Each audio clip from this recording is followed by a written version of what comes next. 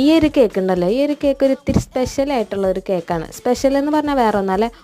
ഒന്നാമത്തെ കാര്യം എന്ന് പറയുന്നത്, ഈ ഒരു ഡിസൈൻ ഞാൻ ആദ്യമായിട്ടാണ് ചെയ്യുന്നത്. നമ്മൾ ഒരു റെഫറൻസ് പിക്കും ഇല്ലാണ്ട് തന്നെ നമ്മളുടെ ഒരു ഐഡിയക്ക് വെച്ചിട്ട് ചെയ്തിട്ടുള്ള ഒരു ഡിസൈനാണ്. ഈ ഒരു സ്റ്റാർ ഞാൻ ഇപ്പോൾ മേലെ ഒരു സാധനം വെച്ചിട്ടില്ലേ, അത് നമ്മളുടെ ഒരു ഫോണ്ടൻറ്റ് കട്ടറാണ് കേട്ടോ. അപ്പോൾ അത് ഞാൻ ഇതുവരെ ഉപയോഗിച്ചിട്ടില്ല. ഈ ഒരു കസ്റ്റമർ എന്നോട് പറഞ്ഞു റെയിൻബോ ഡിസൈൻ മതി എന്ന് പറഞ്ഞു കേട്ടോ.